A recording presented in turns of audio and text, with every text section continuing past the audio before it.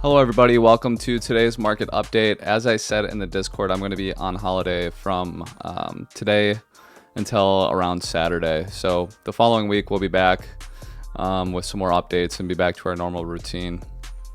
So let's just dive right into the charts. I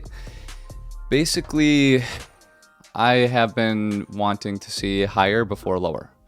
And what that ultimately plays out to is our 1, 2, 3. Looking for our 4.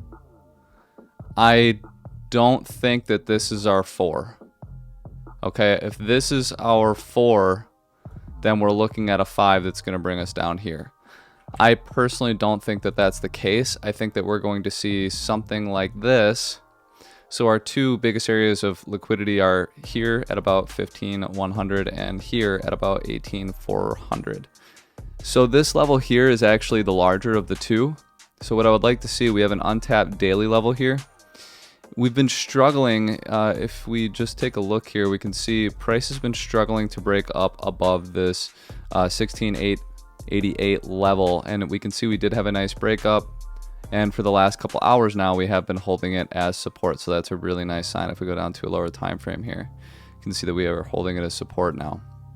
So what I would like to see is to get a move up, grab this small pocket of liquidity, tap this untapped daily, get a move back down, flip this zone, do an SR flip, right? This zone here that's been acting as resistance, back test it, flip it to support, then have continuation to the upside, grab this larger area of liquidity, basically do a swing failure pattern of this high here, or just a deviation from this high here back up into this range.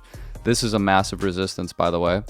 And then, to see our then 1, 2, 3, 4, 5 down to our wave 5 then, which I'm looking at about the 14,150 13,900 level.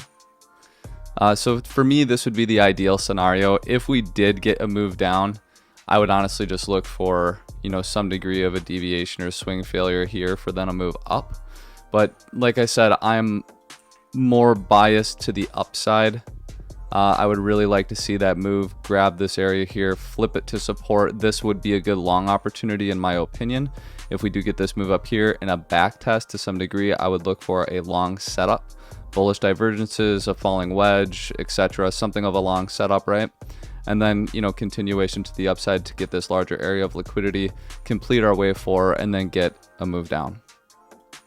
So if we go on to lower time frames, we do have a couple things playing out.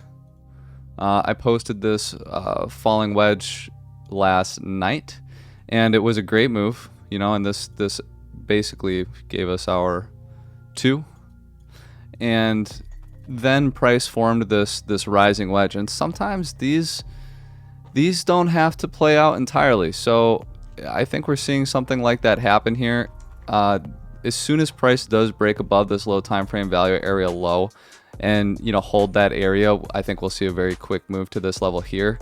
But in the meantime, this could act as resistance. But for me, when I see this falling wedge, a back test here, a move down just for a swing failure, a move up to test it again just to hold here, and now looking to retest it again, I'm not going to be looking at this as a very reliable rising wedge, right? I'm not going to be, because with a rising wedge, what do we want to see? We would have wanted to see here this back test and then continuation down, not this here.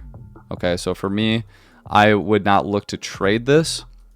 As a matter of fact, I think that this was more of a trap, and now we're going to see continuation to the upside. The fact that we're holding this 16,888 level is, in my opinion, very important. So we do have our 1, 2, looking for 3, 4, and then 5 up here, right? Again, this would be our long setup. I will look for shorts up here when the time comes. I'm not going to blindly short the zone, but if we do see some degree of a setup here, again, I am looking for a move down from this zone here. So when we get up here, if we do see a short setup, we'll get that move down. We'll look to short for that move down.